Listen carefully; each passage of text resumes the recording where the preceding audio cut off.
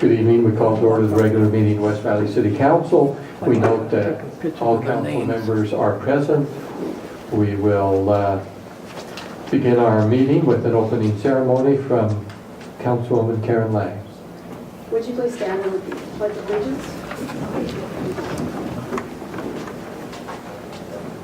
I pledge allegiance to the flag of the United States of America and to the republic for which it stands, one nation under God, indivisible, with liberty and justice for all.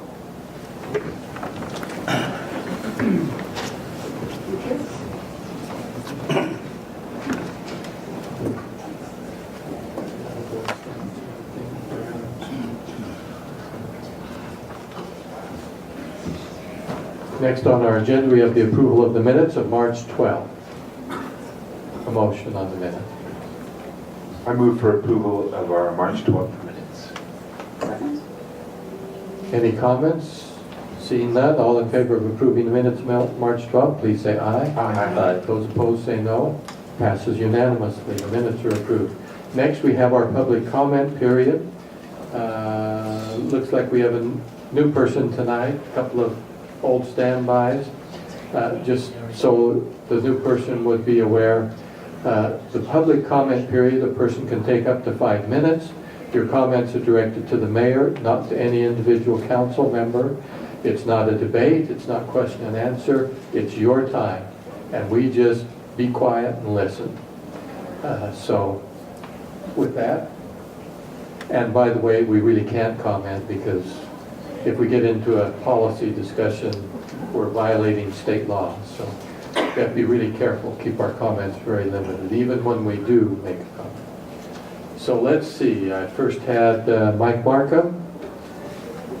That was the first one I got, and then I got a second one with other people. Okay, Mike Markham. I want to commend staff on the discussion that went on today in study meeting about dormitories and so forth. We must have had some problems with some of them happening in other people's neighborhoods other than mine. So we're finally starting to talk about it. If somebody ever wants to ride through my neighborhood, they surely could, and it would be very obvious on which ones have became dormitories. And if we want to house a lot of people, when I was drafted in 1970, I was in a barracks at Fort Bragg, North Carolina, which had probably on each floor there was probably 20 people. The restroom was one big shower, and you could sit and talk to your buddy on the toilet in the morning because there was nothing dividing us whatsoever. So, and the buildings were loaded with cockroaches. After I left, they finally had to tear them down. So if we want to build dormitories in the neighborhood, we could, you know, we can do our codes and do that sort of thing.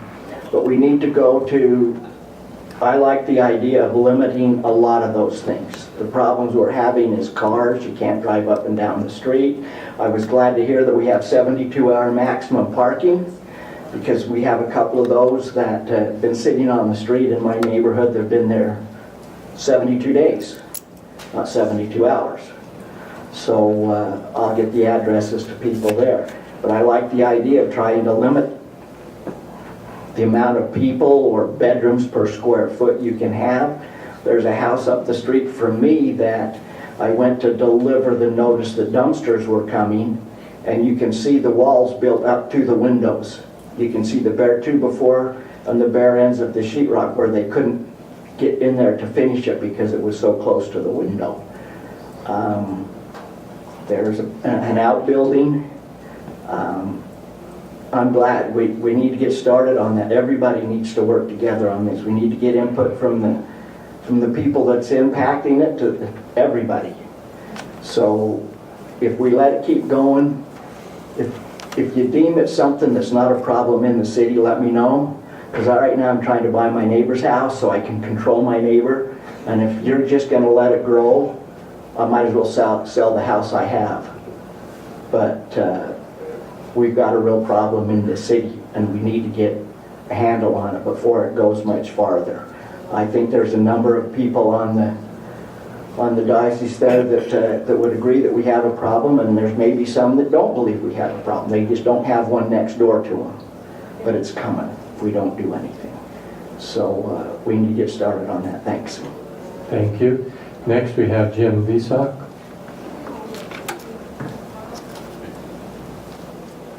Good evening, Mayor. I'm also I agree with Mike and what he said. I was in the study meeting, listened to you guys. This is an issue, and where it's the issue, and it was brought up with you guys, is when it's a single family unit. The building of the new ones, you guys can permit and regulate that. But when you got a single family house, and a lot of them are those traditional split levels that we've all seen, and I actually have one of those, and I redid my basement, put in a second kitchen for a man cave that I have, and first question everybody asks me is, "You gonna rent it?" I'm like, no. It's so I don't have to go upstairs and get my soda or whatever's in the refrigerator. I have a second kitchen.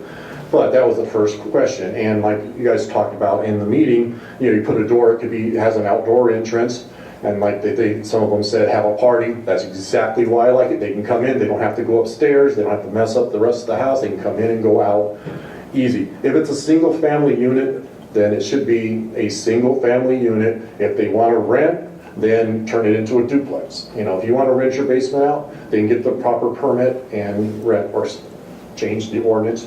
Similar to, you can only have 2 cats, you get a permit, now you can have a third one. That's probably gonna, now that we're talking about that, I guess tomorrow is the day the permit will be ready. We've been assured, let's hope. I will let you know if it's not. And then the last thing is the Robertson Siding Company last week. It was kind of a sad thing to hear, businessman's been in business since the 90s. His numbers on all the trucks, something that he didn't, he misfiled something or didn't file something. Of course, I don't know all the facts. I've only heard what he had said. You guys got a lot more on it. I've also seen the pictures. I would think if I was the code enforcement officer after the second citation, all those numbers on the trucks, I might have picked up a phone and said, hey, I've cited you twice. Are you going to do, why aren't you doing something about it? I don't know if this is something you guys can do, but it's my time to talk about it. So it would have been so easy to fix it then than to wait till supposedly 4 citations. The police are out there, they're towing all his vehicles. Once again, this is a respectable businessman. He's not a slumlord, he owns lots of properties and running a business. And he got, in my opinion, got treated, a little unfairly. So. And it goes to how he was notified. Let me get back to that. It's the notification, and whether he was wrong or not on that, they could have took the extra step and made sure that he was properly notified. Because I know I would want to be notified, and some of your members, there's been an issue in the past. If I had that, I'd want to be notified to take care of it. Just like if my pet, it's a responsible businessman, responsible owners do responsible things. So, taking the next step sometimes is the right thing. So I know these guys are busy, but, all rules, to just pound, and the new officer, who knows, and I know that there's video and stuff. Hopefully you guys follow up on that and make sure that everything is going the right way, and if it's a training issue, training gets done, so it doesn't happen again to another responsible owner, of businesses paying tax dollars to West Valley, so that's it. Thank you. Thank you.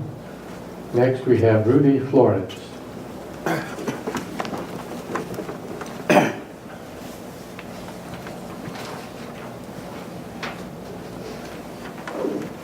Hello, Mayor, members of the council.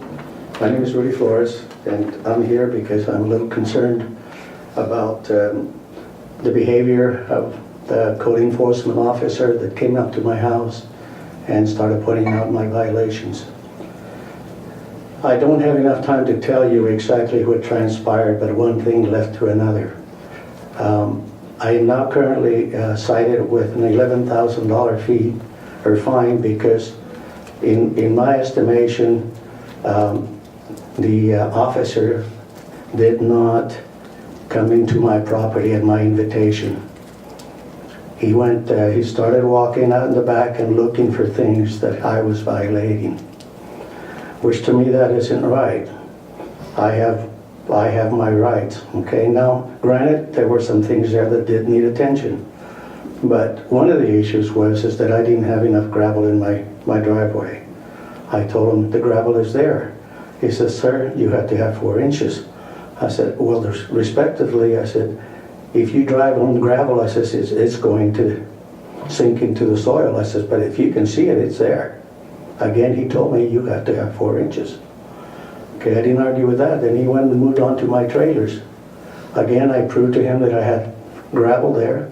And again, he told me I had to have 2 inches, but not in a nice manner. He started threatening me that if I kept talking, he was going to come over and tow my trailers away, and that I had chickens that were not supposed to be there. I told him I have a non-conformance thing to prove to you that I have. He called me back and told me, you're allowed to have 52 chickens, but no roosters. I said, I'm sorry to disagree with you, but I am supposed to have roosters.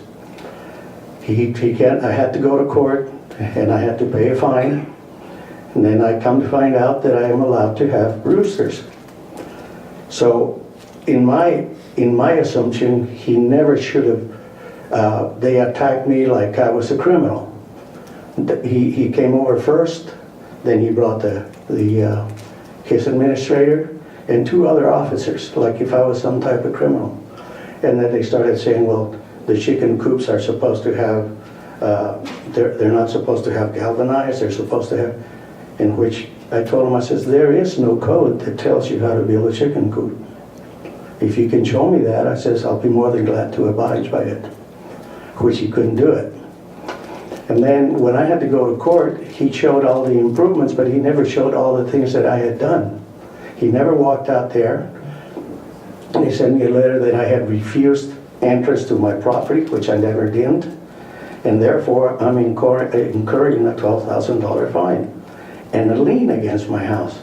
And believe me, I find it very wrong that they're going to put a lien on my house simply because the violations that I have, which I totally started to take care of, and I have proof here if anybody cares to see it, that I did try to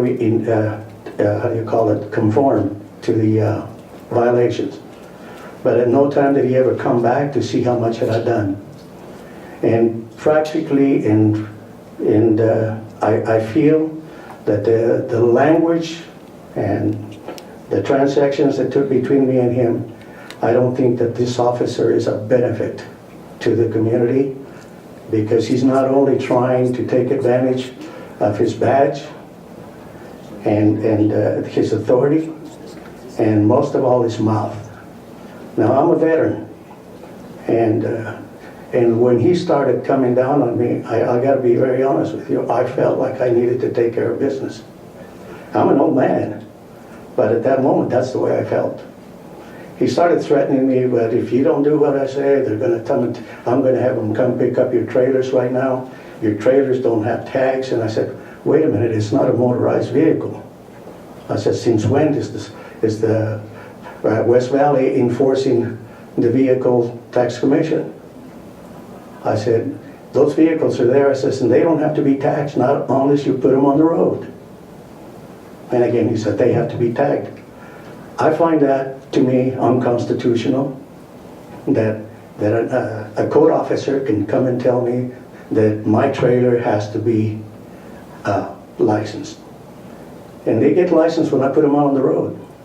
And then I'm not violating any laws once I put it on the road and it's licensed.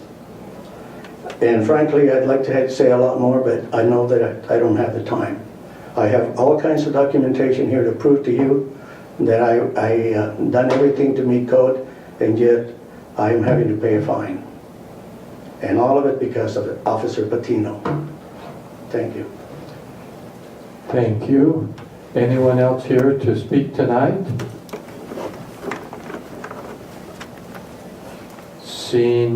Okay, there's one. Oh, I thought you were just standing up to lean back in. My name's Dennis Streeter. I live on 7200 West, 35th South. I've lived there long before West Valley City was ever a city. And I keep chickens. And when them zoning officers come, they're rude, they're overbearing. That woman got shot a while back. She had been in my house a few times, and when she left, I didn't feel bad when she got shot. That's how rude and crude these officers can be. They don't want to talk to you, they want to point their finger at and dictate to you. And every time they hire a new officer, he goes by my house and sees the chickens, they have to stop. And then they come to my door. I tell them, I have a non-conforming use. I've had it the day West Valley City was a city. They said, we'll check into it. I said, okay. The next day they come back and there's 2 of them. I said, what, are you scared of an old man you had to bring back up? They said, no, but we can't pull your records. I said, so now I got to do your job. So I had to dig through my papers, get all that stuff that was done 30 years ago, and take it down and show it to animal control officers. And they just keep harassing me. They've done it countless numbers of times, and it's a bunch of baloney. That's all I got to tell you. Thank you very much. Anyone else?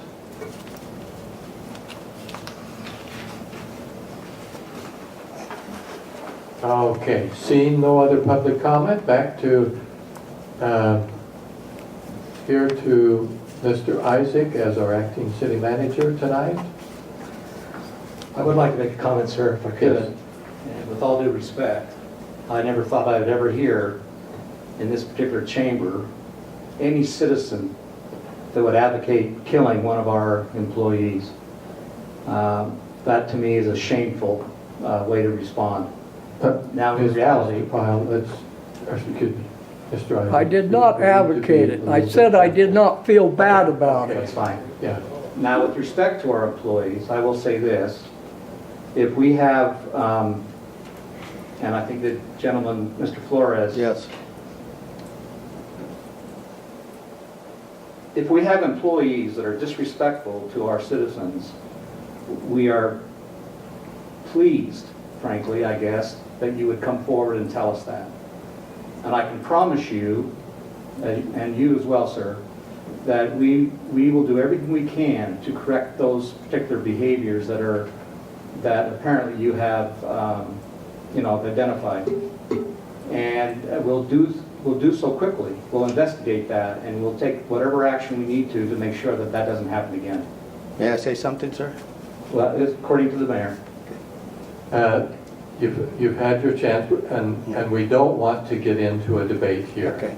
That's not its purpose. Okay. However, you are welcome to visit with people after this meeting, okay? Okay.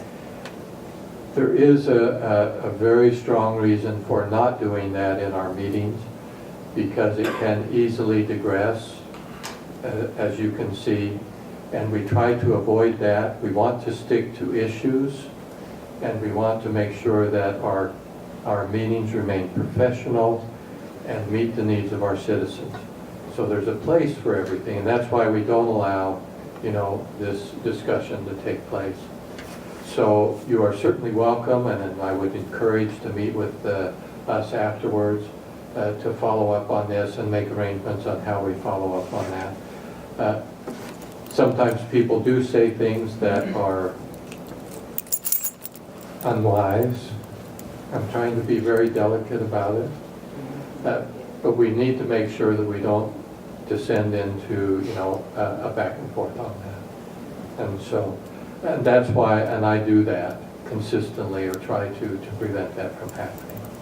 So we ask you to stick with issues, and we would like to perhaps discuss with you a little bit about that. You do need to be careful in public forums and what you say, because they can be very, very easily misconstrued. And if you don't believe that, talk to any elected official.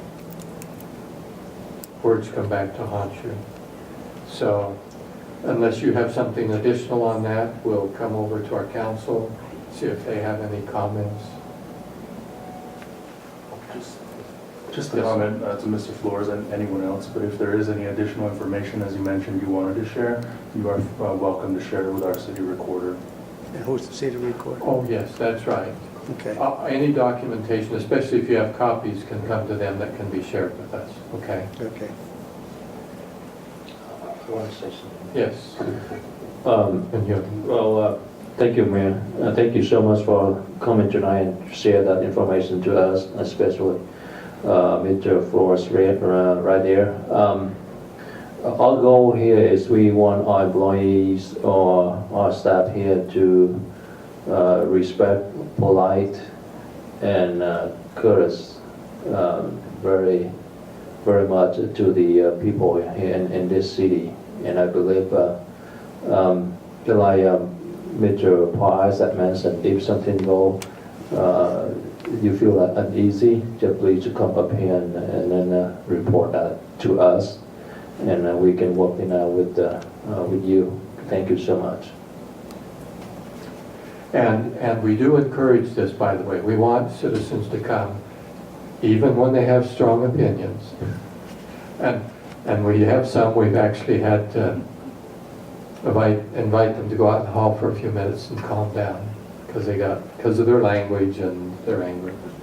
But we work through that. But we don't want to ever discourage anyone from coming to comment to us. So thank you for coming tonight. That completes our public comments. We do have a resolution we need to deal with tonight, so we're going to go to that. Resolution 19-32, this is to authorize an agreement that we're going to make for professional energy consulting and management services. This particular contract, $64,500. $60,000 of that is related to certain reimbursement for certain energy efficiency projects that might be identified at the Maverick Center, up to that amount. And then as well, $4,500 for GIS maps for Parks and Recreation street and outdoor lighting, our street lights, and then in our parks.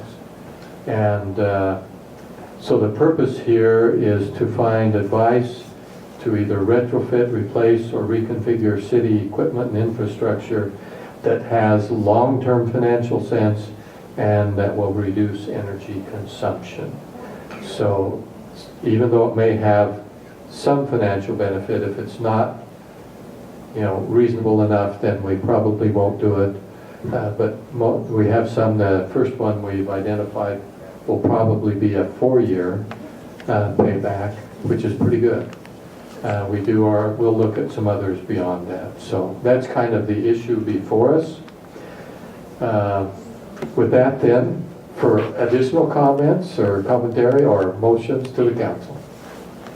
I move for approval of Resolution 19-32. Second. Properly for us. Any further comments? I just think this addresses one of Councilmember Norfeld's concerns that we had at the strategic plan to get a program going and put it into action. So I think that's a good move. Yes. And this is one we've actually used before, this particular company and process, and it seemed to work very well. So we're continuing on with that. With that then, to our city recorder for the vote. Councilman Fitzie Umanu. Aye. Councilwoman Link. Yes. Councilman Bueller. Aye. Councilman Hume. Aye. Councilman Christensen. Yes. Councilman Norfelt. Yes. And Mayor Bigelow. Aye. Motion passes unanimously. We have on our consent agenda 2 items, Resolution 19-33 and Resolution 19-34. The first one is an easement purchase agreement and temporary construction easement on Beagley Lane. And then on 34, it's an easement purchase, perpetual easement, and temporary construction easement on South Lee Mauer Street, there on our 2700 West project. These are 2 projects we have ongoing. We have multiples of these coming through. We're down to just 1 or 2 now coming in each week. There have been times when we've had 15 of them or something, but anyway, that's the issue before us, so that's the introduction to the council then. I would move for approval of the 2 items on the consent agenda. Second. Properly before us, we do consent items together, the others have to be done individually. With no other comments, into our city recorder for the moment. Councilman Nordfeld, Yes. Councilman Christensen, Yes. Councilman Hume, Aye. Councilman Bueller, Aye. Councilwoman Lang, Yes. Councilman Fitzie Umanu, Aye. and Mayor Bigelow. Aye. Motion passes unanimously. Now that completes our regularly scheduled agenda on items we're able to discuss. We will not have a closed session, and so we're ready to go home. Motion to adjourn. All in favor, please say aye. Aye. Those opposed say no. It passes unanimously. We're adjourned.